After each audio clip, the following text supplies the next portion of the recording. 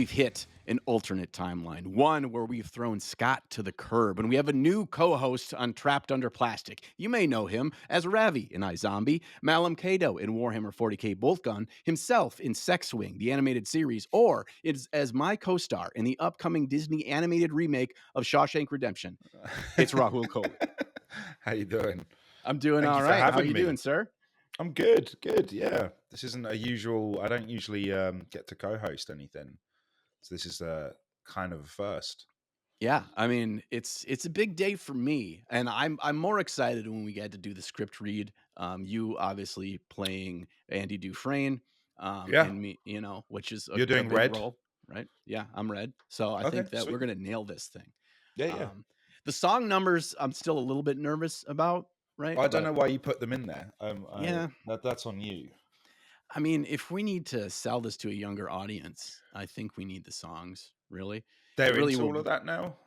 What's Like that? Wicked, and they're into all of that Yeah, musical theater stuff. exactly. I It's can't the stand it.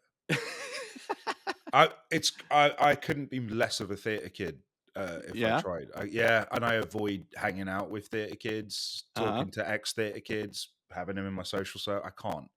They're always I just like assume that. I assume that they still gravitate towards you, but you just get It's out of there. I mean, like in a green room, you Mhm. know who kind of like was from a small town with $5 in their pocket and drove to Hollywood versus who was from the UK and went to the prestigious, Mm. and then and you got the theater kids. Everyone has these little cliques, and I don't feel like they tend to cross Crossover. pollinate. Yeah. Okay. Okay. Well, Rahul kind of knows what we do here on Top, but Hmm. now we have a new beginning, a new life. Obviously, initially you were going to be our guest on this show, but we thought it's better without Scott. No, not really. Scott couldn't make it today, which is great because then I get you as a co-host, and we get to just see where we derail this train at some Yeah. point. It's going to happen. It's going to Okay. happen. So I want to ask you to get off on the right track here, because we always Mhm. start the podcast not talking about miniature painting at all.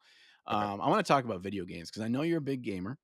Yeah. And I have been balls deep in Borderlands 4 and loving it. And I want to know if you are playing any games these days. Oh yeah. Well, I'm not playing Borderlands 4. I can't do looter shooters. Oh, Yeah, it's like a buddy of mine, Jacob Fullerton, who some people might actually know from like Funhouse and Astro Goblin and things like that. That's like his crack. Like uh-huh. if you tell him that there's a little better cape over there, or we finished that, there's these like little special boots. That's enough to make him put 400, 500, 600 hours into it. It Uh-huh. doesn't work for me. I can't. It just doesn't do that thing that there's You no don't have. allure for. I think you just need more of that gambling addict personality trait. Oh, I have that. Okay. Oh yeah, I go Vegas multiple times a year, and almost always fall out with my partner because I spend, I've got that in me, but more so just with cards and gambling chips, not like a shield or a new hat. And that's why Destiny, Borderlands, even when they roped me into Monster Hunter because I'd never really done it, Okay. and I went and bought it, $70, and within one playthrough, I think I stayed with them for the weekend of Mhm. playing it every evening with them, and by the end I was like, I'm out. I don't want to do this. I don't care. I don't need this bone thing to make my sword. It doesn't work. I'm out. It's So just those not you. don't work on me. Yeah, but I'm glad you're enjoying it. But it's not Borderlands 4. All right, what is it then? Right now, shit. Okay, so what's happened is I live two lives. There's the when you're not on a show or film, and when you are. And right Uh-huh. now I am, which Uh-huh. means it's kind of a hodgepodge Sure. because I'm not at my house, I'm at a hotel. And so right now I'm using the Switch 2. Oh. Yeah, because I kind of like traveling light recently, and normally I will take like my PS5, maybe my laptop, but because I'm going back and forth so much, I'm keeping it light with a Switch. So that's dictating what I'm doing. So I was doing Donkey Kong Bonanza, which I finished and didn't enjoy. Oh. Yeah, hot take. Whew. I don't think it was the masterpiece that everyone said it was. But I am weirdly doing Star Wars Outlaws. Oh. Yeah, which came out a year ago and like had a lot of controversy. I think there was like, firstly it's Ubisoft and we know you know what you get with an Ubisoft game. Uh-huh. And secondly, I think it got co-opted into like a lot of like extra hate for being the Mm. things that people don't seem to like anymore with Star Wars, like it's a female protagonist and it's this. And I don't know why, but it kind of just like flew under the radar for me. And then I heard this Switch 2 port was fantastic. So I was like, let me retry it. And it is. It's a great Ubisoft games work great on a Switch. Ah. The whole idea of the like 50,000 different things on your mini map that Ubisoft love to just puke on you as you start Uh-huh. a game, right? Uh-huh. When you're sitting down at a PC or a console, it's frustrating. Like there's just too many things going on. But when you're in handheld mode and you have a flight or you're on your lunch break, tackling one of those little things that Ubisoft love you to do, which is like, I guess in Assassin's Creed or whatever, or Far Cry, it was liberate this camp Uh-huh. or go and reveal this part of the mini map. These things that are quite tedious actually work great in Oh, travel small size chunks. Yeah, bite-sized chunks. I yeah, get that. That yeah. makes a So lot it's of working. sense. Okay. That's good to know. Now, I also have a Switch too, but I haven't dug into it too much Hmm. yet. But they did just release just the other day Final Fantasy Tactics, Tactics, yeah. and which was one of my favorite games as a Never kid. done them. Well, Oh I don't know god. what to expect. I'm a big Final Fantasy fan, but I never touched Tactics, so you have to sell me on it. Oh man, it's so deep and it's so much customization. Like every battle it's a unique puzzle and you trying to figure out the different units you have, the different classes that they have, what they'll be good at. There's dealing with elemental weaknesses, there's dealing with Uh-huh. height elevation because the map's all in 3D. It's if you've never played a tactics RPG game before, this is the one to get into. It is the grandfather and it's still Oh, considered one of the best of all times. okay. So I highly encourage you to try it because it's so good. It was notoriously very difficult. Yeah. And they did release a new difficulty that's lower, but from what I've been reading, people are like, no, it's still not easy. And Right. so, but it sucks you in. But yeah, I think you should give that one a go. Sold. I'll give it a All right. try. Yeah. Yeah, I'm kind of open right like I've preloaded again, I'm waiting to wrap the show Mhm. um because I've got Ghost of Yote lined up. I still haven't done Expedition 33. I have that Oh, lined up. yeah, me Um neither. And I need to get to that. yeah, there's a backlog and Alana, my partner was asking me like I'm turning 40 Old man. in November. Yeah, oh yeah. It is in Hollywood. Um but yeah, when Tom Holland is Nathan Drake being 40, I'm ready to play Sully. That Right? in yeah. But yeah, she was like, "What do you want to do for your 40th? It's a big thing. Do you want to go back to UK? Do you want to do that?" And I was like, "I genuinely want to just play video games for a week, which I do anyway. So it's not like a huge treat, but I want it to be guilt free Uh-huh. and just get through the backlog." Get Ghost of Yote done, get Expedition 33 done. I still want to go back and do Final Fantasy Rebirth because I did Mm, yeah. remake. I haven't got even round to Rebirth. I'm still working through all. Watch how this comes back to the hobby of the Dawn of Wars. Got there. We got there. See, Yeah. this is a miniature painting podcast. We absolutely are here. Now, Yeah. you touched on so many things that I wanted to dig deeper on. Hmm. But first and foremost, as someone who has a deep history and addiction with poker, I'm curious when you talked about going to Vegas. Are you a card? Are you when you say cards? Do you mean blackjack or do you mean Yeah. hold'em? It was blackjack. You know Okay. what it was? It was roulette. The Ah, worst. And I yeah. don't know, like you go drunk, red, black, my birthday, right? And that's all you do. And over, I think I was intimidated by blackjack because the only time I did it I was like in Vancouver. I remember playing my first blackjack game, and I'm not playing for everyone else. I'm playing to reach 21, Right. and I would get like tuts from the group, like Uh-huh. why didn't he stick on a a 17 when the Uh-huh. dealer had a 6, or that sort of thing. Uh-huh. So I remember being in Vegas and being bored of roulette, and I watched a quick YouTube video, like how to basically not piss off other people at the table, and Uh-huh. how to play against the dealer. And once like that clicked, I'm addicted. I'm going back in a couple of weeks just for that. Okay. All Yeah. right, I want to Alana's hear. going for a concert, and I'm just hitching a ride, not going to the concert just to be at blackjack, because I just love Just to it. gamble Yeah. everything. Yeah. Gamble it all. Yeah. Yeah. No, but blackjack at least, yeah, unlike things like roulette and craps, you are against the house, but you feel like you have some ownership of your own future, even though, Sure. you know, you Yeah. kind of do. Just, Yeah. unless you actually are counting cards and then you do have access to more information, Of and course. then they kick you out for playing fair. Well, you said you Um, do Hold'em? yeah, I did like all through college. Instead of instead of getting a real job, I played poker. I played poker. That was how I paid for college. Is that So true? I was Whoa. pretty heavy into that for gosh, almost a decade.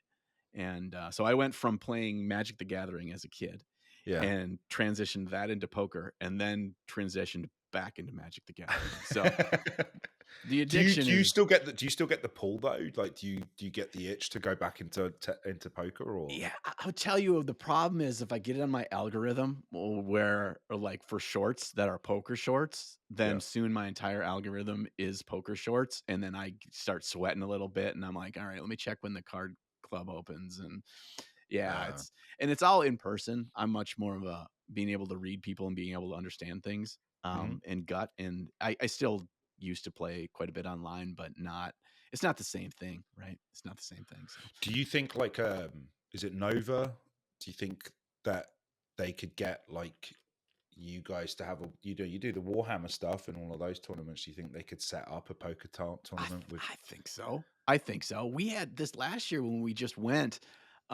We ended up just pulling together a bunch of people to play Magic Commander Oh, every night, cool. and soon we took like a whole hall of just everyone was playing Magic. So it's like it doesn't take that much of a Right. push to be like, hey, who wants to play?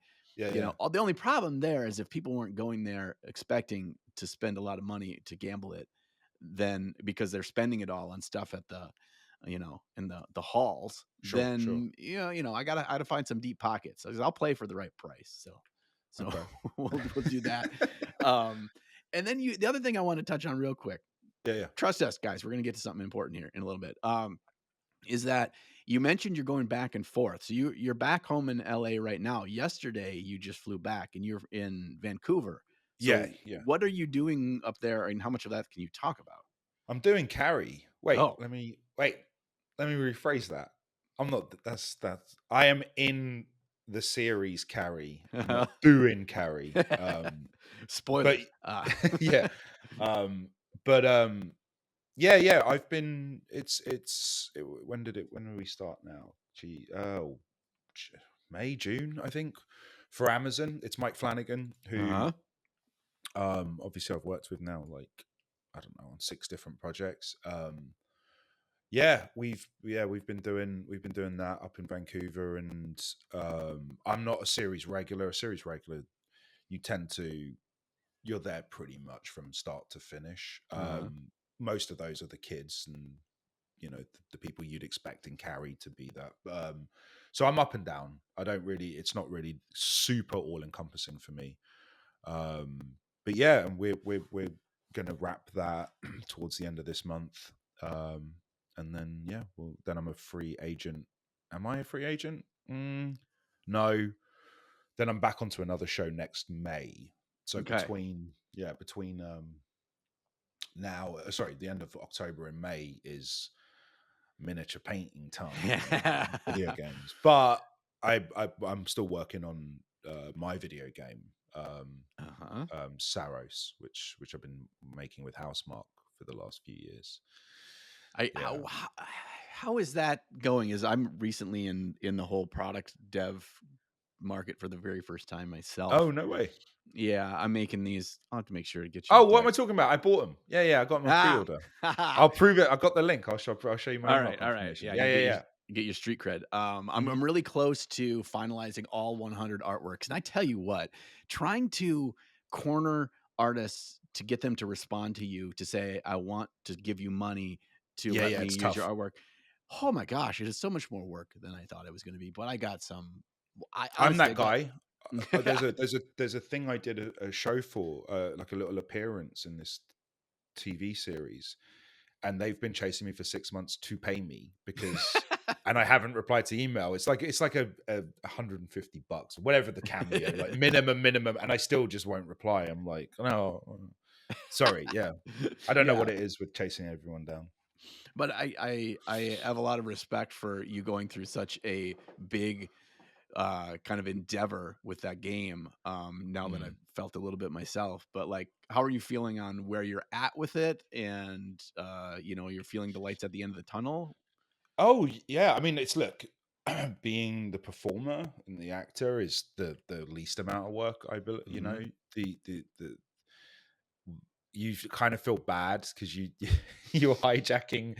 It's like, you've had these guys working on this game for years and just absolute, you know incredible artists, and really creating something special and putting a lot of blood, sweat, and tears into it. And then I come along, I get slapped my face on the key art, and everyone's like, "Oh, it's the Rahul Kohli game," and like it's so I don't feel a sense of ownership over it. I I, uh, I feel very much like a guest, um, and I don't.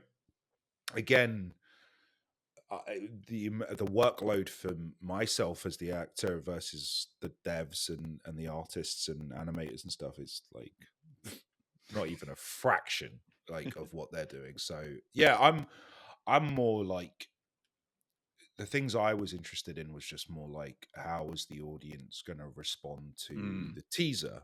Okay, hmm. great. How is the audience going to respond to the gameplay reveal, which was just shown at State of Play? Hmm. Super positive, and then yeah, like everything. So it's a dream come true. And the thing is, I think I've said that to you before. I said that when I did Bolt Gun, it's a dream come Uh-huh. true, or something along those lines. um and it is. It's not that I just had a lot of dreams. It's just that, like, I, yeah, I think I wrote somewhere. I worked at the UK equivalent of GameStop, Mm, one mm, of my earliest jobs, as a Christmas temp, and then I stayed on for a year. But I was selling video games, and I wanted to be an actor at that time, but I was way off the pace. Like, I hadn't even studied it or done it before, but I knew I uh-huh. wanted to do it, and I think I was doing a little bit of extra work, but I was selling video games. And when the when Saros's key art was revealed, and the street date, and I was like, and I don't smell the roses often, but when that happened, I was like, wow, I used to sell these, Huh. and now someone's gonna. I don't know if there's, I don't know what type of version, if it's digital. I don't know any of that information. But the idea is that, in theory, someone could be selling this. Hmm. Um, kind of a full circle moment for me. But Right. yeah, Yeah. If you were to go yeah, back and tell late teens or early 20s Rahul that was yeah, working in there, that's like, oh, one day it would be your game that would yeah, be on there yeah. and be like, come on. Yeah. I know. Y- Yeah, Yeah. We're fortunate. We're fortunate of all the cool things we get to do and actually get paid to do nerdy stuff. That's a pretty cool gig. it really Um, is. Yeah. yeah. I want to take a second to shout out the TUP partners today. These are the companies that, like TUP, I don't know why, we stand behind what the products that they make in the hobby industry. And want to give them a little shout out for supporting us, making this podcast a reality. First one's Monument Hobbies. We know Monument. We love Monument. They've got great paint, and they're actually coming out with new colored primers really soon. I just got notification of those, so I'm gonna have to order some of those because when I'm batch painting, which is what we're going to talk about in a little bit with Rahul, I like to start out with a rattle can of a colored primer right from the get go to make my job a little bit easier. Next up, we have Iwata. Iwata makes amazing airbrushes. They have for forever, and I like to think of them as like the high-end Honda of airbrushes. Trust me, this Yeah. is a good thing because they just you cannot break them. They are Yeah. just built to last forever. I completely destroy mine and they still work like a dream every time. Iwata, built for artists, trusted by masters, precision tools, no matter your path. Next up is Game Envy. And Rahul, you just picked up something from Game Envy. You picked up those little copper corner Yeah. squares, right? Yeah, Yeah. because the one thing I always watch is a Ninjon, what am I using product video. That goes on straight away. Because of you, I have like the drill. I've got, I mean, anyway, you were one of the first videos that like helped me assemble my table. And then the last one when you were like, these copper, is it copper or brass? Copper? Yeah, they're copper. Yep. Copper, See. yeah. The fold, because I'm not using, I'm leveling up. Okay. I'm not using pre-cut um Paper. palette paper. Yeah, Uh-huh. no, we're cutting up the what's it called from the cookery? The Yeah, name's like gone out my head. Parchment paper. parchment paper. And that you need something to keep it down. Right. And Because then when it's you showed that, yeah, I was like, I'm yeah, buying it's it. double duty. It keeps it down and it keeps it from getting moldy or smelly. That's a 2-for-1. Check out Game And I've Envy. got a massive fungus problem Oh, with the pallets. Yeah. wow. And maybe it's because I'm in LA, but like it doesn't take much for that shit to get really moldy and stuff. So when you said that that can help keep that, I was I just thought you were talking about your own personal issues. So you just have a and that fungus too. problem. Yeah, Right. yeah. Yeah. That's a constant fight. Yeah, yeah. Yeah. Maybe that's where the fungus is, coming from. The cordyceps are coming from you and then going Oh, into the palate. So yeah, maybe it's not the palate that's the it's problem. it's my foot nurgle getting in, making Yes. becoming a pallet nurgle. Right. Yeah. It's Right. I mean, you are the first patient zero for The Last of Us. And last one, of course, is Cobalt Keep. Here's something if you don't have one of these, Rahul, now that you're building squads, this is Yeah. great. These are display cases that you Oh, can, and they're all magnetic, so you can transport all your models and put them on display. So it's good for like at home and like if you're going out to go to a game. yeah. I really like these, and then they don't get all dusty. So that's one of my favorite things from Cobalt Keep. So check Nice. them out. All right, hobby update. Let's talk a little bit about what we've been doing in the hobby. Mm. I'll kick us off here because I got some physical stuff in front of me. I just launched a video as of today when you and I are recording. It'll be in the past when you guys see this episode. But I started my Golden Demon project for this year. Ooh. I'm a bit of a fool. I actually had this thought, Raul, that like because I'm so entrenched in any bit of free time I have is working on the deck of many colors and making sure that we can get that to production within the next month or two, Mm. that I'm like, I don't know where I'm ever going to have time to do a Golden Demon project. But then I thought, once I actually get things pushed off to manufacturing, I will have like most of December and then all January, February, and March. So Right. there's no excuse. So I'm doing a duel this year. And I'm doing something that is fantasy, of course, because I'm a nut for that. Yeah. But I have this big troll here, and he's in a bit of a Oh, ruin. I haven't nice. quite figured out the base, but he's got to be fighting something. So he's going to be actually be fighting this flying fox thing, and this thing Ooh, is okay. so it's going to be flying in, coming in over his shoulder with the arrow pointed at his fucking head. And so I got to figure out Are how you to. going to reposition him? Are you thinking of like kip like or Yeah. So redoing the pose? so this thing's got to be flying. The fox, that's part of the thing is the action, the movement of it actually flying in. And Mm. on the kit, it has these like little, I don't know, they're like banner things, right? Yeah. And they wisp all the way down. And on the actual base, they wisp into a circle, so it makes it look like So she's you flying. can So I'm gonna pose have it. to like I'm gonna take like a hair dryer and meld them and melt them and to get them to pose into the right shape. So she'll just be perched off of these tiny things Yeah. attached to Oh. something on the base. So she'll actually be looking like she's floating and flying. Or you can remold that in like a metal or like not in metal, but like you could make that into a stronger material, right? And Yeah, so it yeah, has you're more of a right. support. Like sometimes you can use like copper, like a thin copper sheet, and you Yeah. can bend that the way you want. I want to keep it to have it still has enough of a bounce, a springy factor, because Yeah. when you're holding on by just a small thing, if it's super strong and rigid, there is going to be a weak point somewhere, like wherever Right. it's connected. And if it doesn't have that bounce, it's just going to mean that I'm going to be stressed out to all hell when I'm taking it there to Sure. the Yeah. Yeah. convention, that the thing is bouncing like it's a spring. But I've been working on that, built that up this last week. And then for next week, I've been 3D printing my heart's extent Trench Crusade stuff. So I'm going to do another video on Trench Crusade. Oh, cool. I got to talk about 3D printing again because 3D printing is, it's coming in hot and heavy for our Games Workshop overlords. And I just heard an announcement. I don't know if you caught this, that there was a giant, massive STL leak from Games Workshop with like either hundreds or thousands of their models that were leaked to the internet, No that were way. the actual STL files that you could put on a 3D printer and print. And Oh Games dear. Workshop found it and took it down Sure. within a day, but they claimed it was over 180,000 downloads of those files had already happened by the time. And so once they're downloaded somewhere else, who knows where they're going to be Of course. dispersed Yeah. Yeah. throughout the Yeah. internet. So that's a big hot mess. Oh dear. But there's something to be said about the crispness, the cleanness, and the lack of any kind of print lines that is Games Workshop plastic. And the flip side is the cost of all that, right? Sure. Yeah. It's And not. then there's a chance. I mean, it's probably the worst time right now to have the worst type of import duty tariff stuff going on. Uh-huh. You Yeah. know, that's obviously not, that's going to work against them.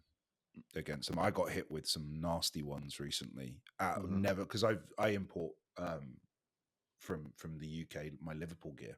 Uh-huh. I wear a lot of Liverpool Football Club stuff, and I got hit with a 50% tariff on top of my thing. So I bought like $400 worth. So one package, I had to pay $200 It makes just to bring it through. no, it makes no sense. I just placed an order from the UK this week for more display plinths. I use Tarot Model Maker out of the UK. So if you ever Oh, okay. want to do some sexy plinths, just like the Yeah. ones that our friend Darren Latham uses, Tarot Model Maker, great guy out of the UK, amazing painter as well. But I got hit with a harsh tariff as well for that. I still want to support him as I love the work he It's does. your fault though, because you should be buying American plinths. Right? Right? Yeah, I mean, I do as well, but like, No, I don't. I mean, I don't know what they are. It's like his style of plinths. It's almost like the meta for Golden Demon is like using the sexy black resin plinths that are all machined. That So hey, and I've won. I think I'm 2 for 2 on using his plinths and winning Golden Demon. So like the last thing. Oh, it's superstition at this point. You have to. Yeah. Yeah. It's like changing your football boots or something. You got to. Exactly. You gotta have your lucky socks, right? Yeah. What about you? You've been doing any hobbying? I know that you've been away from home, which makes hobbying very difficult. But prior to starting on this show, I know you've been busy with stuff. So what's it been? Well, I was like still taking it real slow and easy, and I'm very hot cold with miniature painting. So I was just like still trying to learn to like layer properly and get to your guys' standard, and but in the back of my mind, as the kind of like pile of shame kept growing, I was like, if you paint this slow, this pile of shame will outlive you. Yes. Tenfold. Yes. This is what people, my family are going to have to give this shit away when I'm dead. Right. You know what I mean? And so I was like, well, let me try a batch paint. So as I knew I was going away to shoot Carrie, I started batch painting, knowing I would never be able to finish this project. So I just grabbed a combat patrol box I had. So it's like one of the first things I may have even got. It was is it the infiltrator squad or so?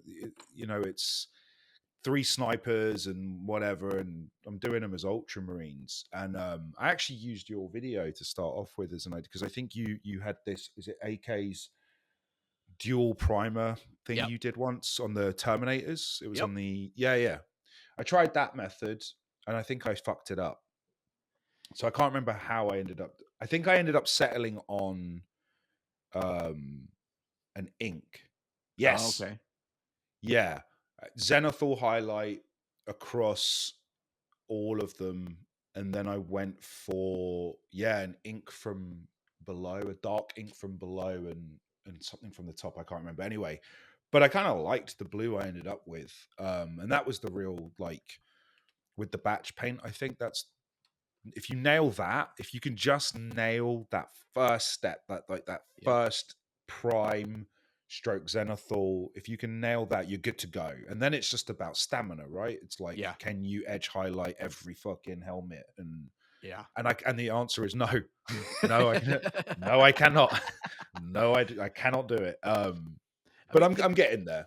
the good thing with that, though, the thing that I've learned, especially from having to do it for videos, for painting a whole squad or painting an whole army, when I Yeah, do the the edge highlighting with that, it inevitably doesn't turn out as good because you're constantly thinking about how many you still need to do. So you're kind of in a state of mild anxiety the whole time of like just getting it done. yeah. But what I have found is that there's actually a really good kind of leveling up of your painting skills that happens naturally through that because you're going through the physical routine of doing it, The and you repetition. yeah, all the Yeah, repetition, and you grow in your ability to understanding the feel of how much pressure to put on the brush, what part of the brush to hit, how you do different shapes that are edges, right. how you rotate a model quickly to get best access, like all that kind of stuff. When you go back to the more heavy metal style of one marine at a time, this will aid you in that, and that's a Yeah. pretty good feeling. Although in the moment, it doesn't feel like it. That makes sense because, to be fair, like if you're doing the heavy metal stuff, which is what I've been doing for the last few years, like edge highlighting, you do it in a vacuum. It's like once, and I don't know if you've learned enough, like you said, the feel, the touch. You haven't done it long enough or enough for it to sink in it. So Hmm. almost every time I start the new mini, I do feel like I'm starting at zero again. Uh-huh.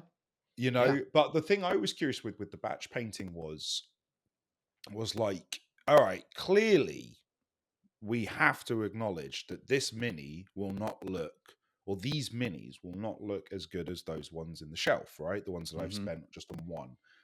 I knew that going in. It's impossible, and I don't want to put the time and effort in for each one to look that good. Hmm. So thing that I'm really excited for is how much of a difference is it? Hmm. Is it negligible? Is it how noticeable is it? And actually, are you okay with the final product of a batch product? Like, because I've even noticed now, I've got like the decals done on it. I've got some Hmm. of the details done. It's not finished. They're not even remotely finished, but just the group of them all in uniform Hmm. has the same kind of like can't stop looking at the batch as just the one. I don't Uh-huh. know why I'm getting that same kind of sense of pride, and I think that that's really cool. Like a squad Yeah. looks is just as sort of impressive as the one kind of like heavy metal style. So it's yeah, and I know that like I guess a lot of people have said to me like what they tend to do is they batch paint all of them and then they just stick to the like the more heavy metal, or at least I won't keep saying heavy metal, but like putting more effort just into their captains or their like character pieces and stuff. And that's how you sort of that's the happy medium of having everything done. Yeah, that's how you don't end up with them all gray when you die, right? Right. Yeah. Yeah. And that's what I'm trying to avoid. We're on a Warhammer ban in the house. Yeah. Um No more we buying. No, it's honestly, it's like I'm hiding a kind of like a drug habit or alcoholism from Alana because I know I would have like gone, oh yeah, but look at this new mini, like the Space Wolves came out. Well, do we need them? No. When will I paint them? Never. But when the box came, Hmm. I was like, where is she? Is she? I know it's in the mailroom. I waited until she's gone, and I fucking because it's got the fucking Warhammer tape on it as well. You're Sneak, get it? you're walking in with the Yeah, big yeah, yeah, yeah. box. And then and then you know where it went? It goes straight on the pile of shame shelf. And then I Mhm. sit down and go, done. That's job complete, task. We did it. I'm never going to think about that miniature ever again. It's in the shop. That Mhm. is my cupboard. There Yeah, is a healthy side here. I'm going to encourage your addiction. go on. There's a healthy side of having a variety on your shelf that when the moment strikes you, you're like, "Oh yeah, now I'm feeling Space Wolves today. I feel like I want to paint one of It's those true. heroes." You have access to it. You can just do it because sometimes even like, okay, yeah, I'm gonna order one, or when I go out and run errands next, I'm gonna stop and pick one up. Sometimes that feeling just is then gone. Like you have to grab it quick, Yeah. and just starting the project is enough of a momentum built up that you're like, fuck yeah, I do enjoy this a lot. Why don't I do Hmm. this more? You know, Hmm. you have that feeling while you're at the desk, that I really enjoy this. I should do this more, and just trying to get to that point sometimes is the most difficult hurdle. Yeah. Um, but I think the good thing with Warhammer though is like, or at least for me, because I'm not married. I mean, I am Ultramarines, and I know I get a lot of shit for it, but I am an Ultramarine. I'm a Stern Guard veteran, so I'm not gonna. I literally am Malum Kaido, right? So like, yeah. when I do Ultramarines, it feels like it's right. But even then, I'm still not married to Ultramarines, and because I'm so heavily into the games, the video games, and I'll still watch some of the shows, and the way it kind of works is like I kind of get addicted to a particular chapter or a particular like if the book's good enough, like all of a sudden I got really into Death Guard out of nowhere. Mhm. So it was like that's enough of a motivation to be like, I want to try one of these guys. Or like when I was playing Dawn of War, it made me want to abandon my little batch painting projects and just do some Imperial Guards. Uh-huh. So like those little things kind of trigger or like playing Dark Tide and wanting to do a little, ogre or whatever. Like, I don't know, Mhm. those things ping off my motivation to want to try different things within that world. Um, yeah, Yeah. but I never finish any of them. Well, I I'm all mean, right with it. I think that there's a lot of our top listeners that will know that exact feeling. I mean, Mm. I don't even want to show you what my pile of shame looks like. It's I don't even think I could fit it in a room. Like it's that bad. Really? So yeah. Oh That'll yeah. make me feel. That Send me a picture later because it'll make me feel better. Because I'll show you mine off camera, Okay. and All it's right. really bad. I'll show you what's. I'll show you the worst part is I'll show you what's done, and I'll show you what I have, and I think you'd be like, I think you'd intervene. Oh, okay. I think Well, you'd actually be like, you need to chill out. okay. Well, okay. Well, I'll take that challenge. Mm. I had to commandeer an entire room, my daughter's toy room, when she grew out of her toy room, just to hold the rest of my unbuilt Warhammer. So Oh, yeah, I mean, I'm saying this is not a fight you want to get but into. it's your job though, Right. Yeah, that's right? my excuse for everything. Yeah, it's your job. It's not my job. Yeah. But it's your job. I mean, that to me, that's just dedication, commitment. Yeah, right. I need to make sure I have a wide variety of stuff that no matter what grabs me or I think is a good fit for a video for the story I want to tell in 20 minutes, I got the right model or models for it. What was So, the motivation for you deciding to just do a Mad Max homage? Was that did you watch Mad Max or was it in your brain or what how does that work? Like when how do you just get an idea and go, it's going to do this? I mean, Fury Road is probably my favorite movie of the last 20 years. Same. Yeah, it's just Yeah. it's I can't ever not watch that movie. I And listen it's to Junkie X of the Brothers in Arms. I listen to uh it on every takeoff when I'm traveling. um Every single takeoff, as soon as we hit the runway, I have it playing, just so that the turbulence feels like I'm Tom Hardy and I feel brave. exactly. Oh man! All right, I'm gonna do that. Well, I'm flying to Vince's in a couple of weeks to Yeah, go paint in Ohio for 4 days. I am going to do that. I think Brothers in Arms. Boom. I'm on a little tiny little plane too, so it's Yeah, gonna they be suck. They yeah, suck. it's gonna be Yeah. even better. Yeah, I mean, because so my love of that, and then just kind of how that kind of naturally fits with 40K orcs and kind of what they Mm, stand for and how they kind of are portrayed in the lore. I'm just like, let's go as literal as possible. And there are examples out there. This is not like I had this whole unique idea that no one's ever done. right. Um, I'm actually still in conversations with Games Workshop on a massive project that I want to do with them for this army. I need a little bit of help from them to make Yeah. this happen. So we'll see if the legal team signs off on that. But Oh, sweet. yeah, the spoilers because it's probably not a big uh, surprise. I want to make the Furiosa's giant tanker, so it's going to be like 3 feet long, Whoa. and huge. And I already have figured out the scale model, big rig truck that tanker is based off of from the movie.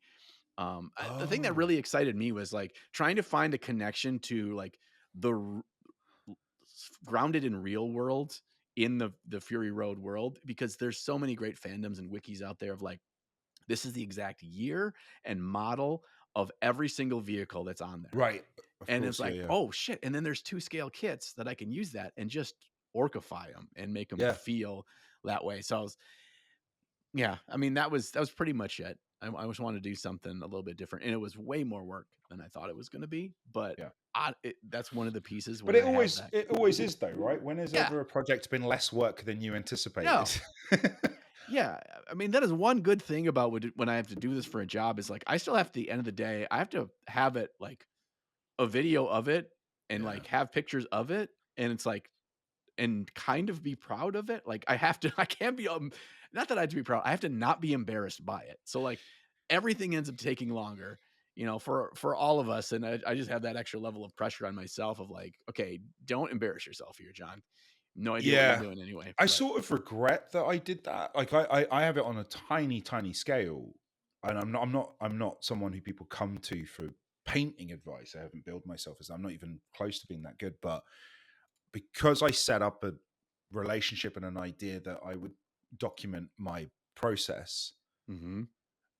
it's it's worked against me sometimes in that I don't take pride in it because I'm embarrassed. Like I think this isn't worthy of a post, or why Mm. should I waste other people's time with? And I almost wish I never started that and I did it all in a vacuum, all privately. And I still can. It's not like people are demanding the next friggin' half-assed mini on my Instagram. But yeah, I like the most fear I had was when I told Warhammer that I was making that Sternguard Bash kit. This is like, and I hadn't really painted much at the time. It was my first attempt, and it was a kit bash, and um, with an old Sternguard, Uh-huh. not a Primaris or any of that stuff. And I knew that they wanted to put it up on their site and stuff, and in the White Dwarf. That did my head in. Like You're like, that "Woo." scared the shit out of me. No So I don't pressure, know right? how. Yeah, I don't know how you do it because it does feel it's vulnerable, right? And Mm-hmm. but then I guess what am I talking about? I act. That is Yeah, art on camera that everyone has to see. But I'm still insecure. I sure. mean, we walk off set and go, oh dear, that's going out. That'll be seen by a few million people. Cool. I actually was thinking about that the other day in regards to you, because actually when I'm sitting and painting, I think about weird things, and one of them was actually related to this about like putting yourself out there and having really, you're just waiting for the vultures to circle because they're inevitably going to. And I look at something um, that I was like wowed by that you had done, and I'm curious about like your thoughts of like what you felt in the moment or what you thought about this, and that was Okay. your monologue in Black Mass, Oh, Midnight Mass. a Midnight Mass. How do I Yeah, say yeah. it? That's the And Johnny Depp movie. yes, yeah, I Yeah. was so close. Yeah, you were in there too. You were in that scene.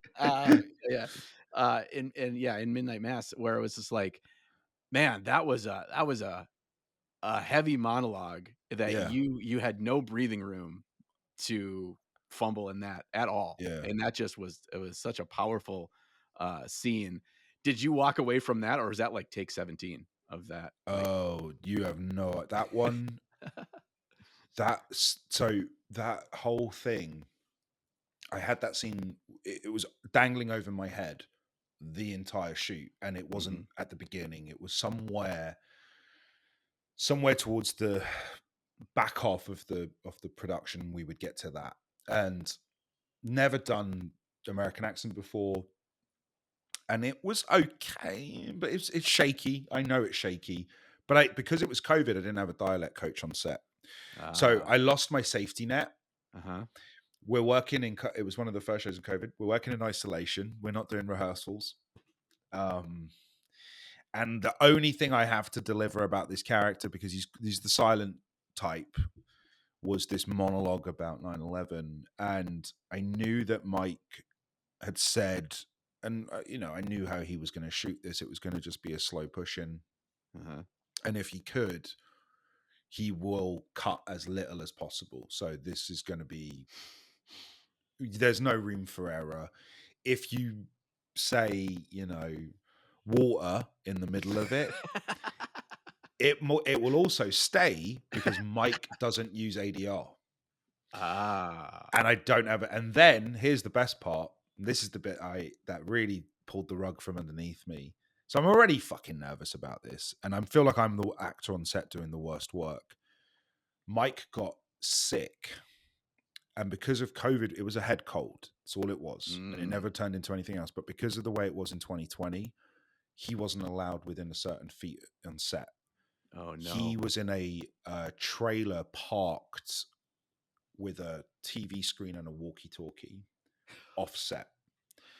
And so I would just have this walkie-talkie on set on my desk. I'd do a take and then he'd go, "That's great. Maybe just pace up that middle bit." And I'd go, "Okay, do it." And I think I only did 3 passes of it.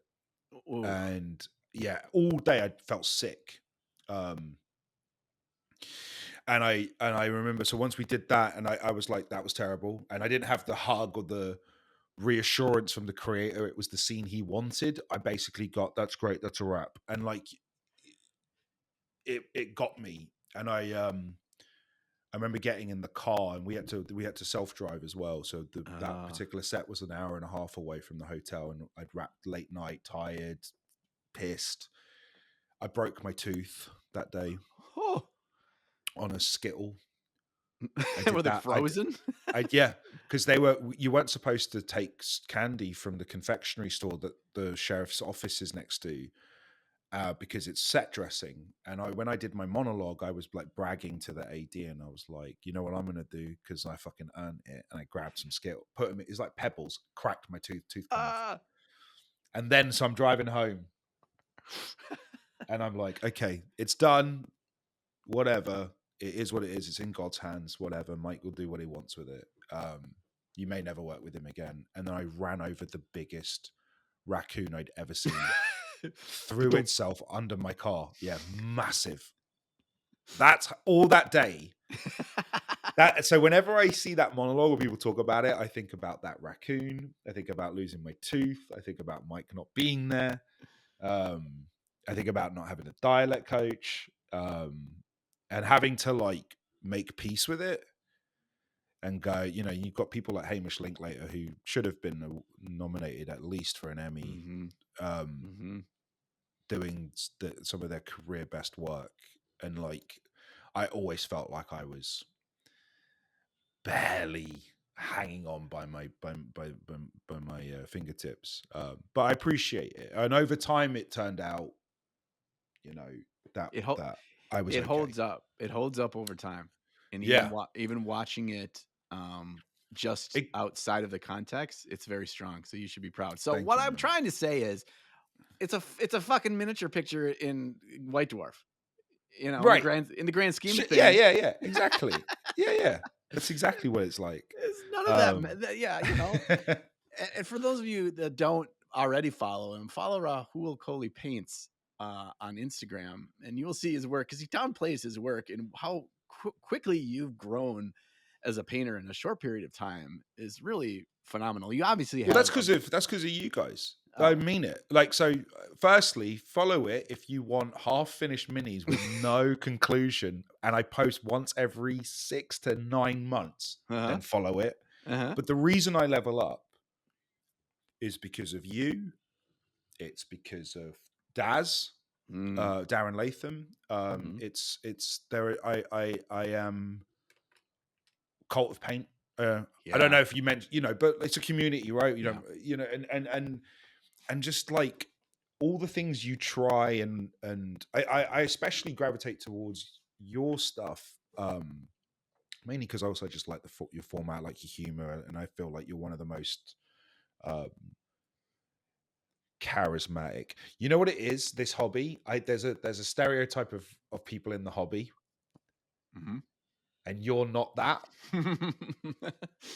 Yeah. even though you are deep in the hobby and very good at what you do, you're a geezer. Yeah. I am an old man in this No, world. no, we're using geezer differently. Oh, okay. You're like a lad, Ah, all right. you're cool, like that you charismatic and charming and funny and when I first started getting into this hobby, I really just appreciated the tone of your videos, the humor of your videos. I also liked this. This might not go down well though. I like that you spend money and you recommend things that maybe like people like me who like to spend money. I like you've put up products where I was like, I don't need that, but I'm gonna get that. Do you know what I mean? Like I could use the cheap like drill, or I could get this USB-C one.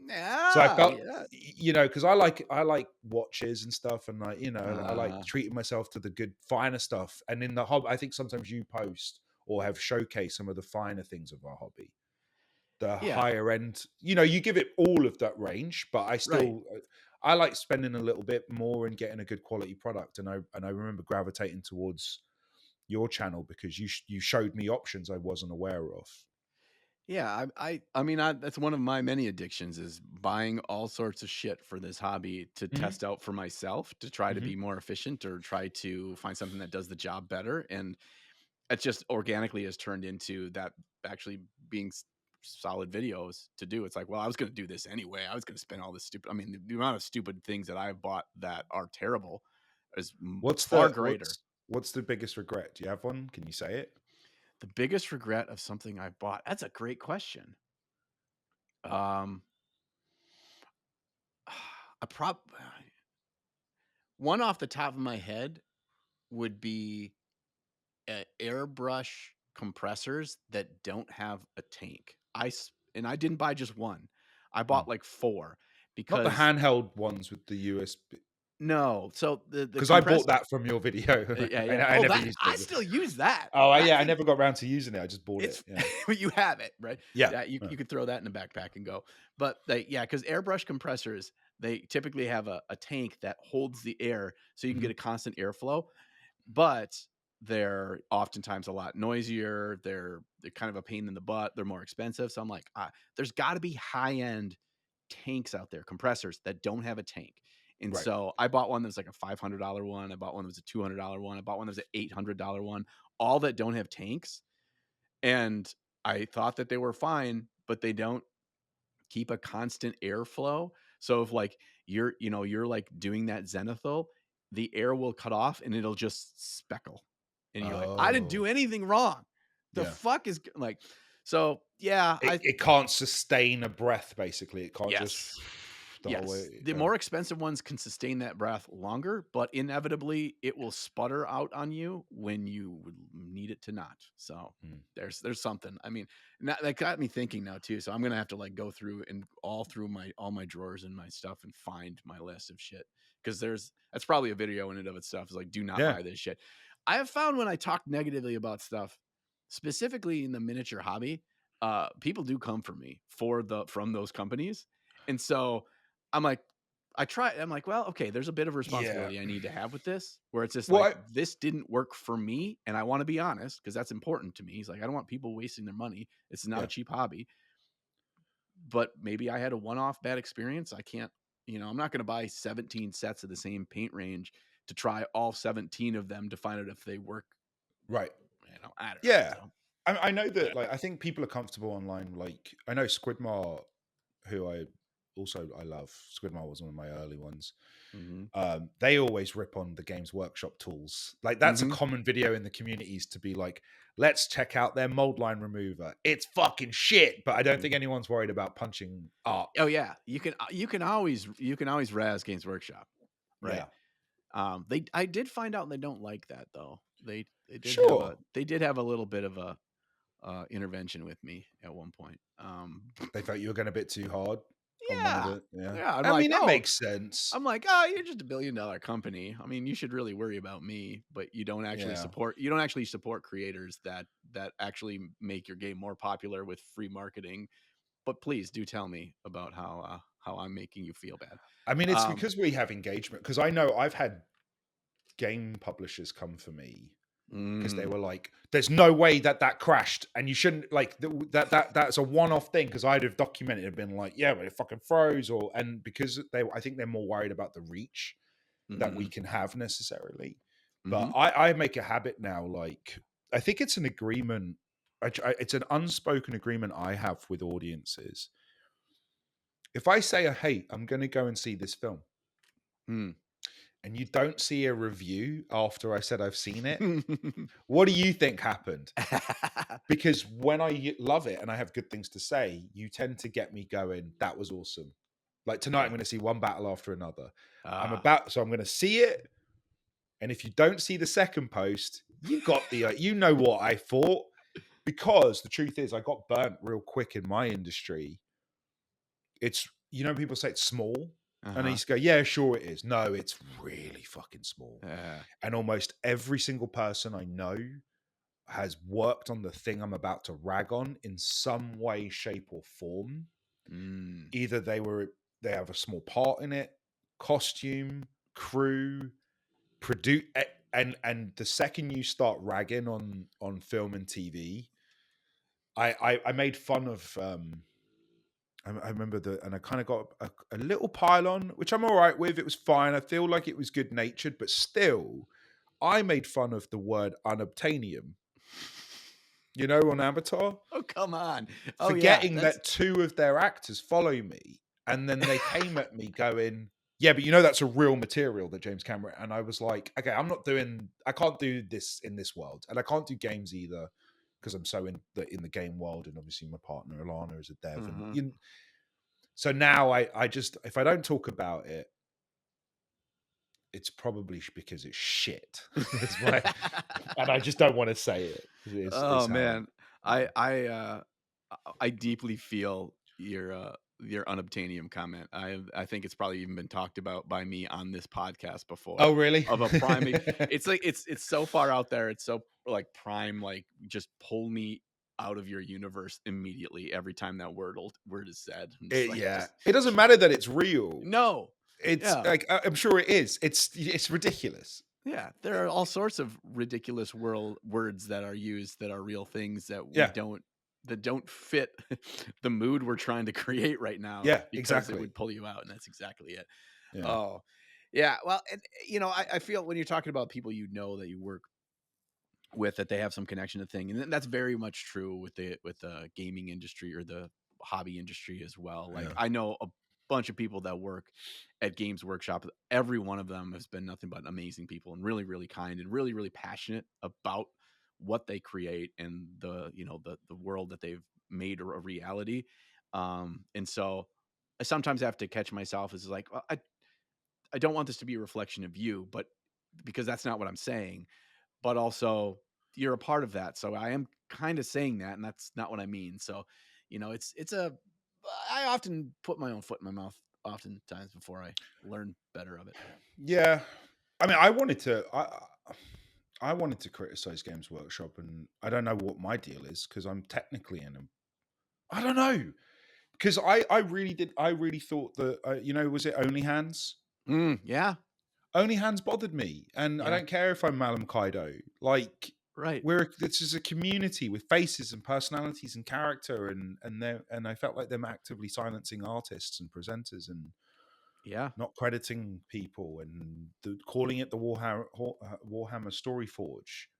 You got as an actor, I can't stand by that. Like it goes against us supporting artists, right?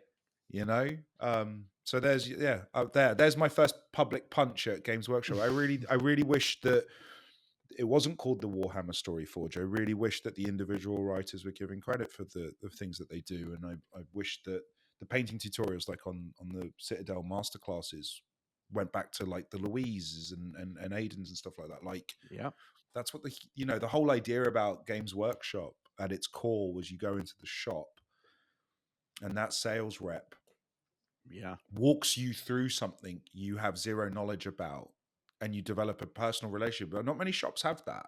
That's a Games Workshop thing. Come sit down, I'll show you how to paint. That's at its core. And I think that the that I think that not crediting the artists or cutting them out goes against that core tenant that they had, like Right. the human side of it. Yeah. Yeah. Well, how would we feel if every, movie we watched or video game we played, when we got to the credit scene, it just was like by our team? You're just like, Yeah, well, Warner Brothers story team. yeah. Okay, Like, cool. yeah, but there's a lot of amazing people, and let's Yeah. highlight them.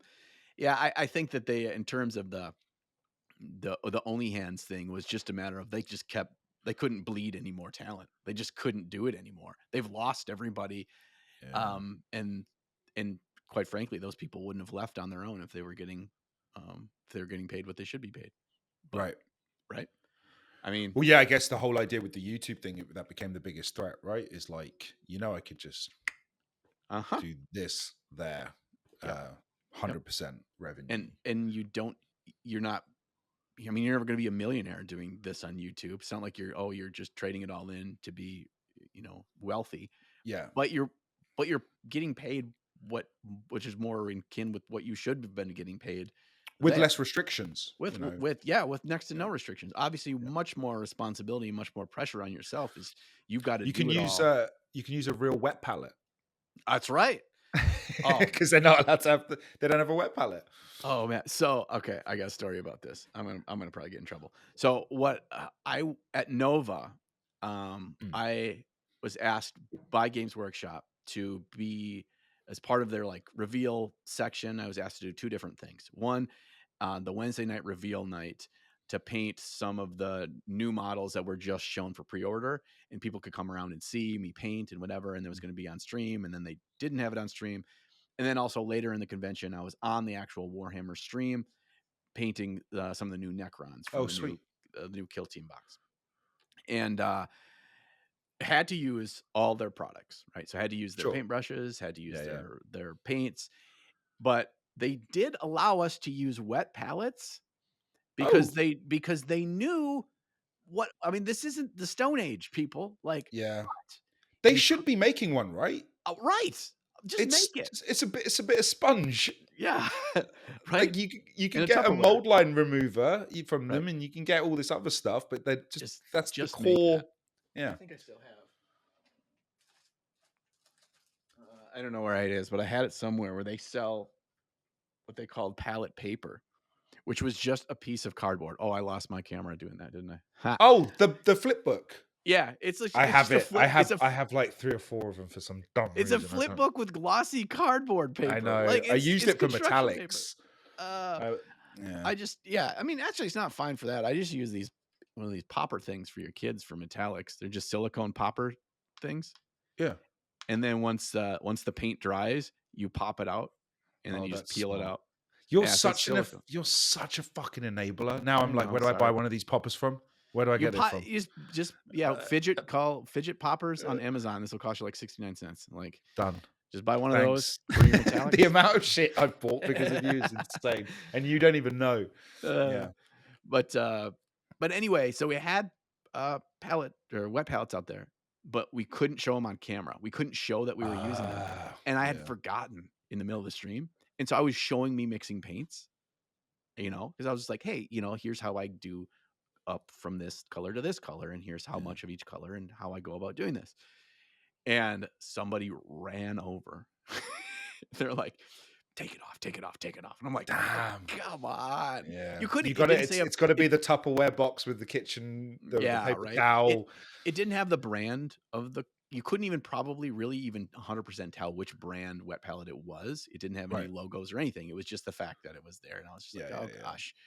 But other than that, all the staff there were awesome to work with. I had a great time. They're great. Like, they've been fucking awesome to me. From the second not even because of the bolt gun stuff. They were awesome just when I got into the hobby and reaching out, and their staff reaching out, and just like, it's such a dope community. Obviously every company, like, look, I work for Amazon right now. A lot of stand-up comedians are working in Saudi Arabia right now. So like, let's Games Workshop of nowhere the grand close. Scheme of things. Yeah, exactly. There's something I love, especially being British, Mm. Um, I I love I love the heritage of the company. I Mhm. think our first store's in Hammersmith. I believe Mhm. that was the first one. So close to my house, so it's so intrinsically like part, and then keeping it all in house. And there are things about that company that I love. And yeah, and they have been fantastic, and the way that they treated me with the Malam Kaido stuff, and then obviously I got to visit them. I've been turning down the invite for a few years because I just wasn't in town whenever Uh-huh. they had it. I finally this year, after we went and saw Liverpool win the Premier League, Mhm. we took a train to Nottingham, and I finally got to meet Darren after years of us, him WhatsApping me going layers of shit. Why have you painted that red? That should be brown. And all of the hand holding that Daz had done for me over the years. I finally got to like have a drink with him and his wife and stuff, and see Warhammer World, which was awesome. That sounds like it was a pretty decent trip overall for you. If you get to see your team win the Premier League, and Yeah, you get to go through the Warhammer Museum and see all yeah, the yeah, yeah, miniatures yeah, yeah, there. yeah. We did the whole thing. Yeah, we got there, and oh, they gave me. It's not even. They gave me a one of one, and I lost it, and I What? just found it while I was unpacking for carry. You know, Warhammer have like sports jerseys. Uh-huh. They Oh, did this like like the release of sports jerseys of yes. like with the Primarchs on the back. Uh-huh. They've done a one of one that they gave me of Kaido on the back, 13, instead of, I guess it would have been Rabute on the back of the original. I don't know. Anyway, it's a one of one, and I said I would post it. It's nearly been a year. But I found it when I was packing the other day. I was like at the bottom of a suitcase, and I was like, "Oh shit!" But yeah, no, it was. Everyone was super sweet, and the museum is nuts. Yeah. You've done it? Obviously, you've been there, Yeah, right? Yeah. I've been over there, and I also had a wonderful experience with Darren as a great host and a great, friend Wait, did now. you walk around with Daz, or did you go out privately? Both. I didn't do the museum with Daz. Oh, I was okay. there for like a content creator event a couple years ago when the Horus Heresy was coming back. Oh, was that 30 that 30K. big? Oh no, that's yeah. I Yeah, that remember the was controversy. yeah, That's that was the controversy event. Where yeah, not all yeah, of us were there for the whole thing. Uh, but yeah, besides that part, yeah, it was amazing. I had a great time, and getting to meet all the staff from like people that work in sculpting, people that work in yeah.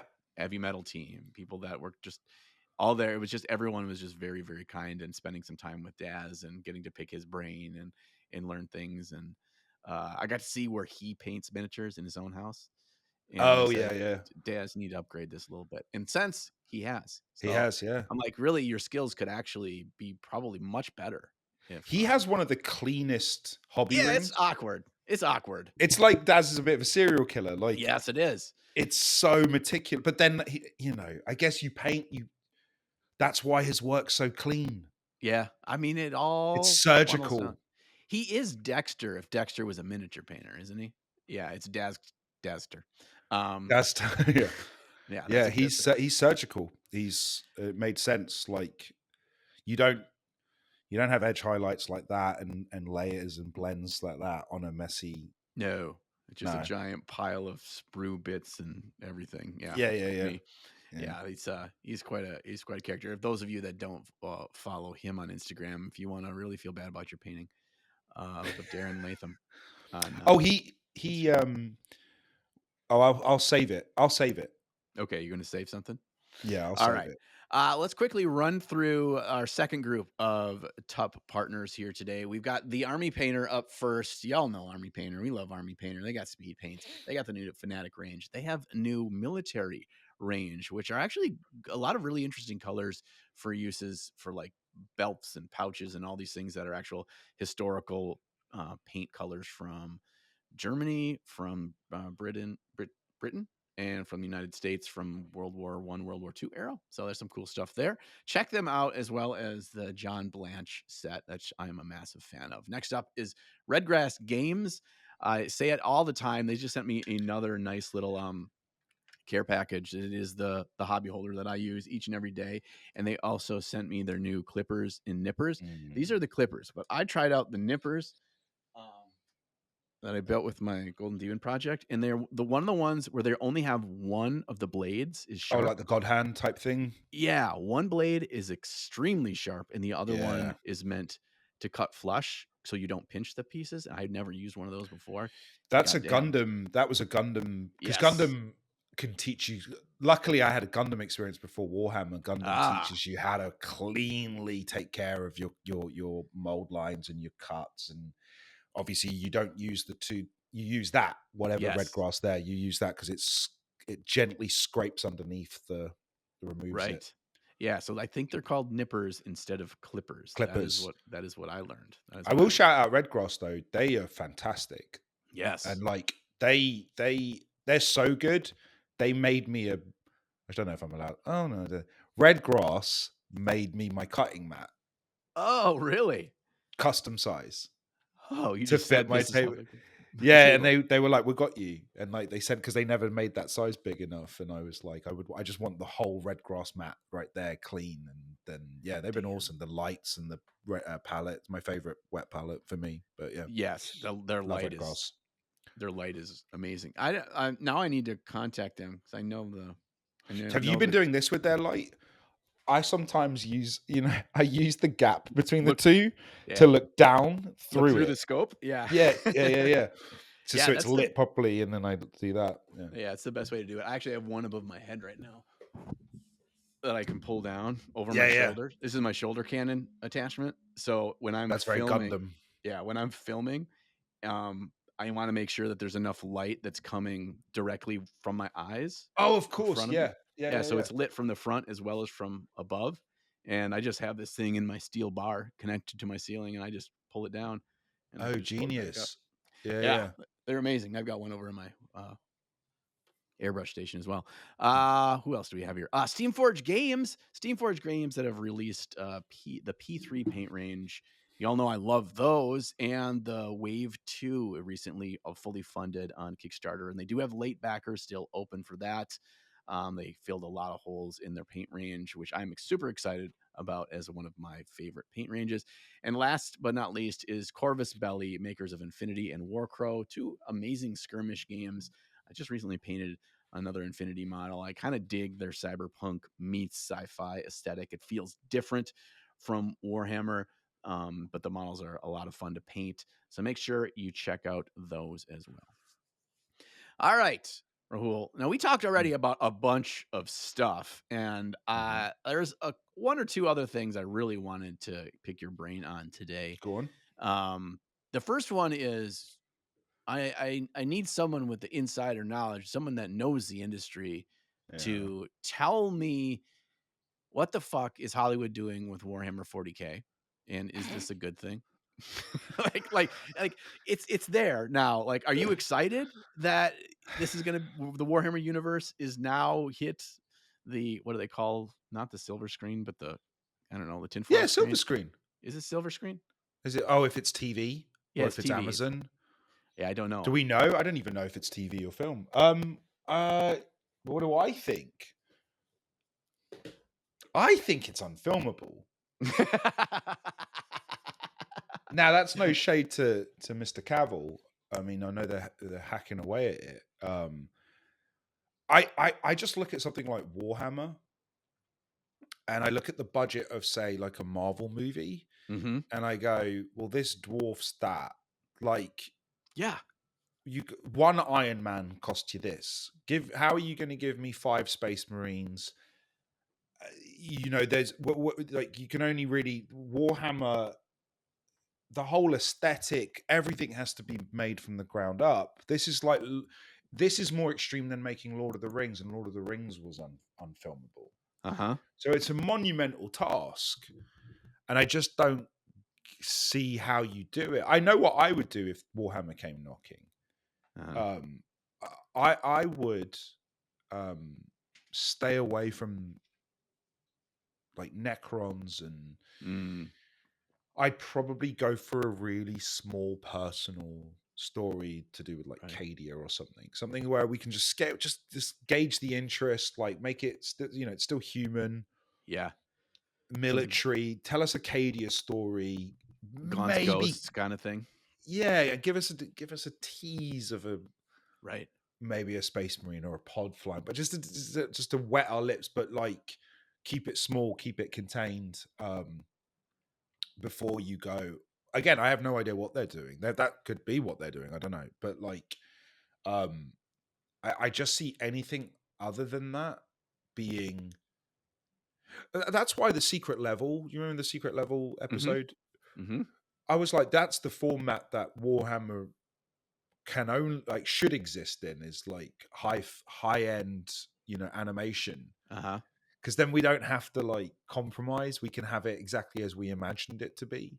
Astartes was a good example of that. Yeah. Live action, you do have to pull back a little bit and ground it just because of the limitations. And I don't envy it. That's why I'm not making it. I think it's a monumental task. And then on top of that, I think my issue is obviously what I will say is that I'm not really like deep into Warhammer. I've been getting into it over the last few years. Um, and my level of knowledge for someone who only got into Warhammer around 2022 is I'm like a savant compared to almost everyone else in real life. Right. That's how niche it is. Yeah. And I barely know anything. Yeah. I'm Luton to them, Uh-huh. right? Uh-huh. Just like to like a Mike Flanagan or whatever. They're like, the fuck's a Warhammer? What is it? Right. Yeah. So To try to explain that. I was thinking about it in that regard too. I'm like, you almost have to approach it not unlike what they did with the Fallout TV series. They didn't explain anything. They just the world and the environment and how it was grounded. yeah, You got to feel the uniqueness yeah. because you can't regurgitate what is No, this to people. you You're tell just the gonna small lose. story. You tell a relatable Mm-hmm. human story in that universe, and let people sort of. But I mean, that's why when I started Warhammer, I started with the video games, Mm. because the video games was telling me and giving me one story to kind of hang on to Mm-hmm. in the Warhammer world. And like, Space Marine was a good example of that. The first one on the Xbox, I Mm-hmm. think it was one of the first video games I played. Did I know about the Primarchs? Did I know about the Horus Heresy? No, I didn't know any of that shit. But I got the idea that, hold on, something's going down on this planet. I'm a badass. I got to go and sort it out. And Right. along the way, I learned, about, you know, a the Orcs to a certain, and Chaplain this and Inquisitors, and what the fuck's an Inquisitor? And I think that like a live action probably has to adopt that, like you said, that Fallout attitude. And but then the problem is as well, I just can't stop thinking about budgets, Right. because I don't know if there's an audience enough to justify the budget. Like, I feel like that would worry me. Like, is this going to put bums on seats to Right. justify how much money we're spending? Right. Because it's not something you can do half-ass, because it's just like going to have an immediately poor response, that it's a B movie style, um because that's just what the universe is. Like, it Mm, is so out there and so over the top that you have to be all in on it. And I think yeah, that's probably been the hang up for all this leading up to this, you know is that, if you have somebody like Cavill that's willing to put his name on it, okay, that's a big box to check. You kind of sure, can't do yeah, without that. But that's not the only box that you need to check no, to make this thing be successful. no, But yeah, I'm really, really curious, because it can't be, and I know that a lot of Warhammer fans are going to not like this take. It go on. can't be for you for it to be successful. No, it can't, and you have to accept that. Yeah, Yeah. yeah. That's why the secret level can be for you, Yeah. or the next Astartes. That's Yep. for you.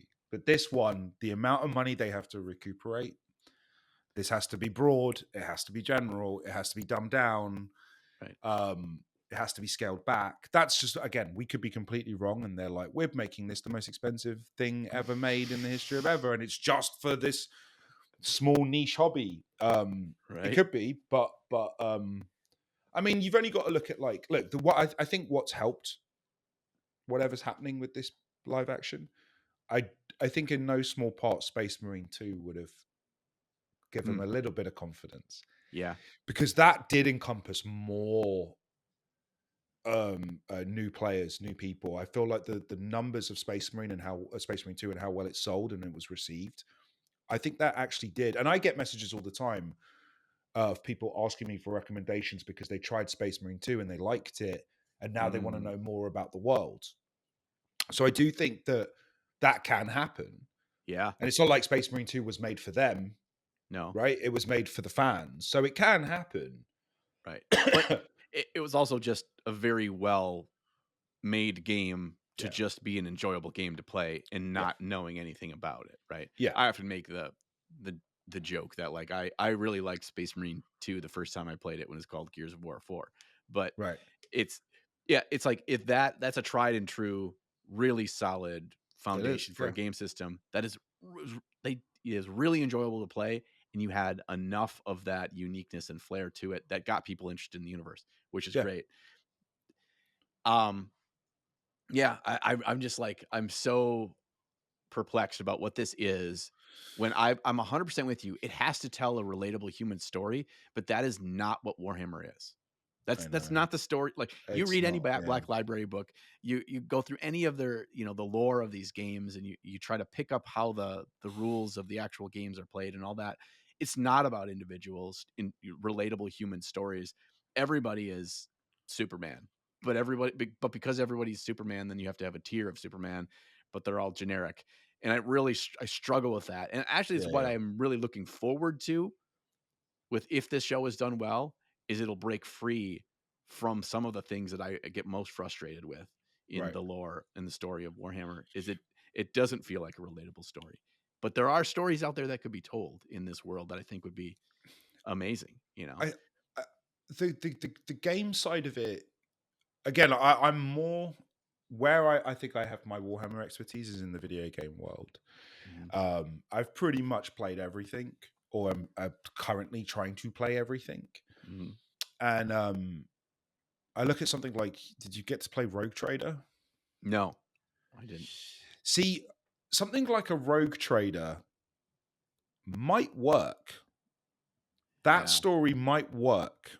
And there's one Space Marine and there's one of this, and you get a little Yeah. bit of Nurgle and a little bit of that, but you're following this one character becoming the Von Velocity, whatever it's called, and becoming this rogue trader, and that is an all-encompassing story that gives you Warhammer, but from a very narrow personal. The same with Dark Tide to a certain degree. Those aren't Warhammer because that's just about, like, expendable prisoners being recruited by the Imperium to free a hive planet. So I think you can do, I know it's not grand scale and it's not pure, but those games tackle that, and that to me is what I would think I would try and pitch to Amazon. I would want to do that, and if you have one Space Marine, you get to say, "Fuck yeah, Space Marine," without everybody being Space Marine. Like, that's a pretty or give us pretty one good idea. Chaos Space Marine that they run away from, and we'll my mum will maybe watch the show and go, "The fuck is that?" And go, "Don't worry about it. It's Space Marine. The bad Don't guy. He's worry." got extra spikes. Yeah, bad guy. Yeah. But I will say though, for those listening, please, for the love of God, can everyone stop messaging me about whether I'm in the show or film?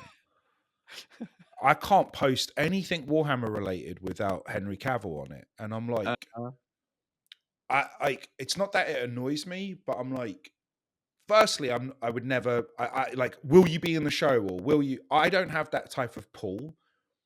I will have to audition if I'm asked, like everyone else. And secondly, I already am in Warhammer. I'm really, really proud that the thing I represent in the community is bolt gun. I got the boomer shooter Doom, Yeah. kick-ass, law-breaking stern guard. You know, I got his tattoo. I got his bolter done. Oh, hell yeah. Yeah, and like I'm so proud of that. I genuinely mean this, and people think it's like some sort of weird cope. I'm good with my involvement. I don't need to be in the TV show. Like I love what I have, and I love my part of the hobby. But yeah, I feel like the show follows me around all the time. Like I can't imagine. like I'm desperate to be on it. Can I pull strings? I'm not desperate to be on it, genuinely, because I truly don't know what it is, and I don't know. I it's not my thing. I will just be an audience member when the day comes. All right, you heard it, everybody. Leave Brittany alone, okay? It's just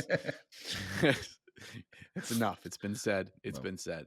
I didn't want to before before I even, if you had any other things you want to discuss, there was one other thing I wanted to bring up with you today, and that is something that I think a lot of the goody peepees would relate to, and is you have a kind of a heightened version of it, is dealing with your hobby when you have a hectic life, or when you can't always do it in a very regular basis. Like what about the hobby keeps you coming back? What do you get out of the hobby? But Right. how do you kind of balance that, or do you just kind of, I don't, when I get to it, I get to it?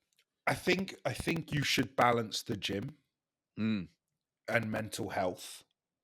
And there are certain things that we need to do in life for ourselves, no matter how hectic it is. And I struggle with that. Like I should have gone downstairs at that hotel for the 2-3 days I was in Vancouver and worked out.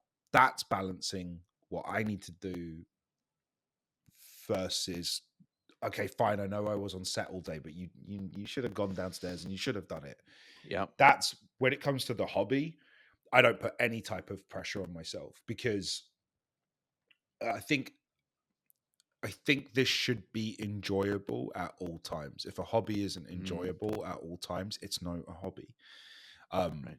And so for me, I make peace with the embarrassment of haven't picked up a brush in 3 months. And I'm like, yeah. And if I wanted to, I would have.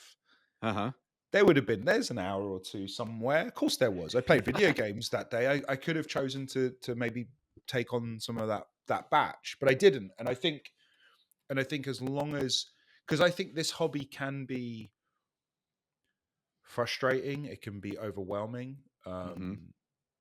I think social media has been a gift and a curse to the hobby, because at one point it's been a great aid. I guess in the old days, if you didn't know how to paint and you didn't go into the shop, what do? You just don't know. You just never know how to paint. You just figure it out. Yeah. On the flip side, I think the bar's been raised. You're right. Right. It used to just be box art, and now it's like, this guy's got 8 followers, and he could win an heavy metal. He could win a golden demon with that many. You know what I mean? So like your motivation and what you think is achievable or what's the standard is all fucking all over the place. But I for me, the reason I think I've kept I've kept in the hobby and I enjoy it because I haven't forced it. I think that's why. I think the second I force it and the second I go, gotta do it, gotta finish, pile of shame, gotta tick off. I think the second I do that, we're done. I think you'll never hear me talk about Warhammer again. But because it's just like it's like the guitar. It's the thing that sits there all the time, and I don't play it all the time, but I get inspired, or you feel it, and then you can pick up the brush. But I'll tell you what, I think you guys bring me back again, bringing it back to you guys, because I still, even when I'm not painting, I still kind of keep up with the YouTube of it, and when you put up a new video, or Squidmar or Infernal Brush, shout out to Dave. Like when that stuff happens, and I see you guys take on a project, I do get a FOMO. You know what I mean? Like I'm like, oh, like I want to mix a couple of paints on the palette and slap that on, or maybe make a base or whatever. And I think so. Yeah, sometimes that can be enough to make me go back upstairs and dust it all off. I think that's a healthy way to look at it, and not just for my own selfish reasons because I want people to watch my videos. Because I absolutely that is what I'm saying. Just watch me, and then you don't actually ever have to do it yourself. Um, but there is a it's kind of like you're floating in the ocean, and the further you get away from the dinghy, like the harder it is to get back to it. Yeah, And if you can keep it at within arm's reach with connection to the hobby in whichever way that is, whether that's like finding what artists that you really love and seeing what they've been painting recently, or absolutely. watching videos, or discussing it, going down to the local store and just seeing what people have been working on, that kind of thing. Like it'll it'll keep you from floating too far away from it. It's why I purposely phrase at the end of each of my videos what the way that I do. And I say that I hope you'll find some time in your day to To slay the slay the gray. grey. Right. Yeah, And I purposely say hope, and not that I'm asking you, not right. that I'm demanding you, not that I'm requesting you, but I hope it works out for you. Right. Yeah, And whatever that ends up being, for you today, this week, this month, this year, to find what is unique to this hobby that you're passionate about, and that mhm, you don't lose that unless you find another healthy thing that takes up that place in your life, and then that's great too. yeah, Because I do feel like this hobby is unique in a lot of different ways. I mean, and I think video games is a good counterpoint. There's so many satisfying aspects to video games that scratch itches for me that mhm, miniature painting doesn't. But vice versa, there's aspects to this hobby, the creativity side, the having a physical creation, something that you can hold in your hand, that yeah, somebody else can look at, whether or not they know anything about it. There's something about creating that I think is innately human, that hits a level of satisfaction and kind of purpose, yeah. in a very unique way. And I feel like this hobby scratches that itch when in today's day and age, there's not a lot of that unless you're somebody that's really good at fixing cars, or, Yeah, that kind of stuff, right? Where you work it's with your nice and hands. it's healthy to have a project that isn't Yes. work related, and I think that's like video games will never be a project. Oh, I want to platinum this game. It's not a project. Right. Um, and yeah, there is absolutely something about like we've seen with carpenters and people like my mum. Finally, she took early retirement. And because I'm fucking rich as fuck. No, because she just needs to take early retirement. But my mum took early retirement and didn't know what the fuck to do, Mm. and I I felt bad for her. This is something she didn't have that. She doesn't have what Uh, you and I have, and eventually, organically, she found herself painting. huh. Never in her life. I never saw my mum even doodle on the phone, and she Uh-huh. started painting, and it led to okay. She got herself this really nice like paint box and easel, and we Mm. got her some stuff, and I got her some Winsor and Newtons because I was like, Oh oh, yeah. I'm gonna hook you up.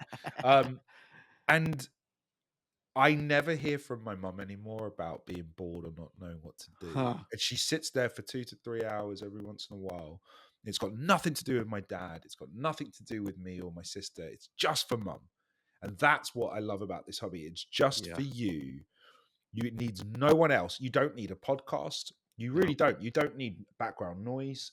Just you and a paintbrush, and everything that's going on in here just goes there for Uh-huh. however long you paint. And I don't think even a video game does that for me. Like there's also something about, and this is really specific to Warhammer or miniature painting in general, hyperfixating something that small, Uh-huh.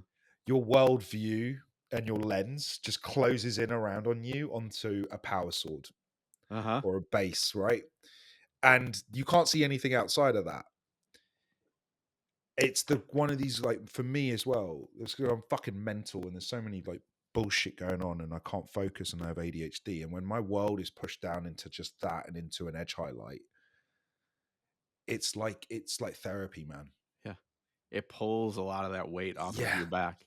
Yeah. Yeah. And by the time I've finished and I've done that, whatever it is that I wanted to do, and I walk back into the world, I usually have a new perspective on it. Or it's not as big a deal as I thought it was. Right. It's that's what that does, and but for me anyway, I think it's so particular to what we're talking about with the project, the hobby, the craft, the having the physical thing to focus on, whether it's pottery or what we do, or and I think and if you can do it, and if you can have that in your life, I think you're blessed. Like, I think you've got a little hack for mental health in your back pocket. We're at the end of the podcast today. We had an extra long after party today. We got so sidetracked on so many things, talking about weird products and projects, and talking shit about Darren Latham. That's really all we did in the after party. So if you want to join us on the after party, you just have to be a member of the Patreon. $5 a month. You support us to make sure that Rahul and I still get to eat, and we get to feed our dogs, and we can pay the rent by your support. So thank you for that. You're on the payroll, by the way, now, Rahul. So, yeah. You just have to. I've learned that if I tell you I want to pay you, you will never respond, I'm never gonna follow it up. Yeah, so then this works out best for me. So yeah, join the Patreon. You get to do other things like submit your MIDI for critique. You get to put in suggestions for topics for the episodes, and we often do episodes with your topics. So we appreciate your support there. We had a fun time today. I feel like this is you're pretty good at this. Oh. I was worried. Like I said, I've not done this co-hosting stuff before. I had a great time. This is fun. I mean, we could have gone on for more hours, and I purposely thought before we started recording that, like, okay, we need to keep an eye on how much time we're going to go, because otherwise we'll be like, well, we're in 4 hours in, and you no longer get your first full day back in LA at home. You're stuck here with me being a nerd. Instead, now you get to go get coffee and play video games all day. I assume that's the rest of your schedule. Oh, did I lose you? Oh, you're back. Yeah. I lost internet connection, I guess. Just as I was getting a fucking compliment.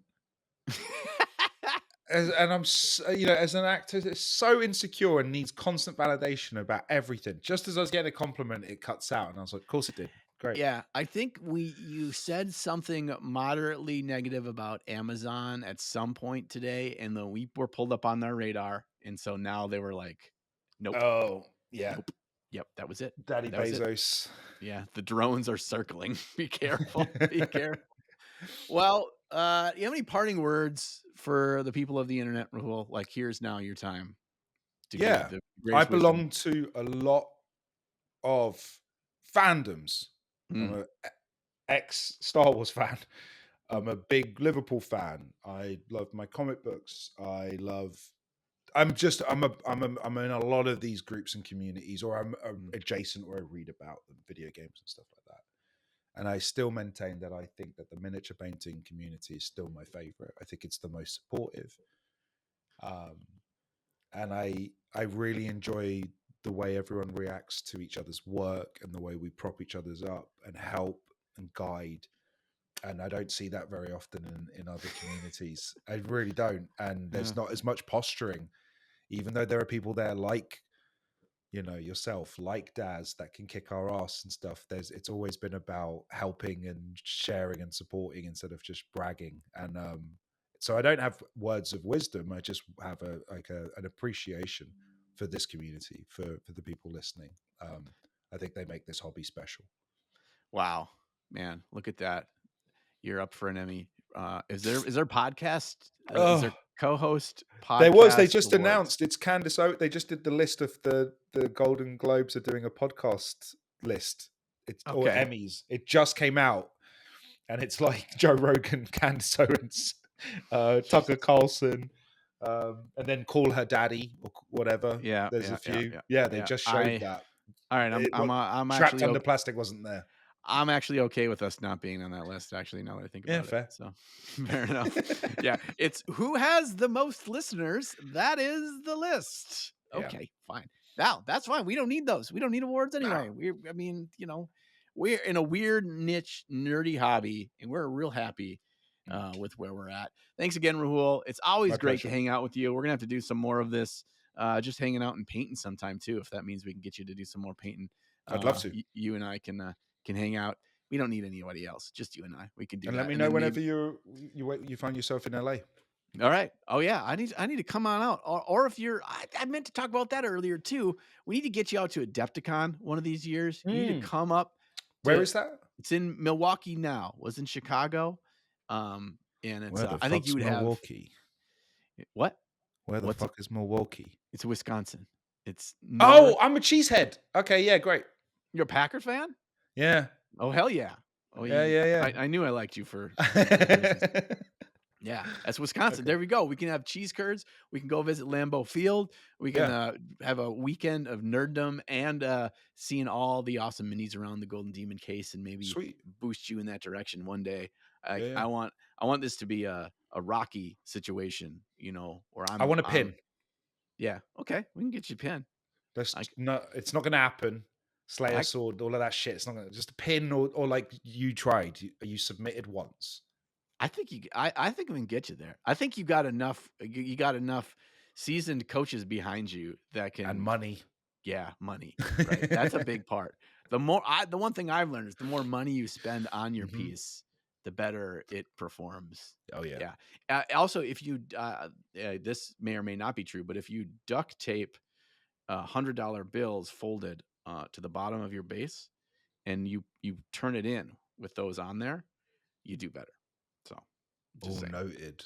Yeah, right? Yeah, that's exactly it's actually not that hard to win a golden demon if you think about Yeah, yeah, yeah. it. Fair enough. Good to know. All right. Well, we'll get the streams all set up for that because I think you would have a blast out there. It's an amazing thing. And if you like spending money on hobby stuff, let me tell you, you and I will go and spend a lot of money, and we can have Sweet. some fun, paint some models, play some games, look at some cool models. Yeah. Go pack, go! All right. Thanks everybody for joining us. We'll see you back here again in 2 weeks.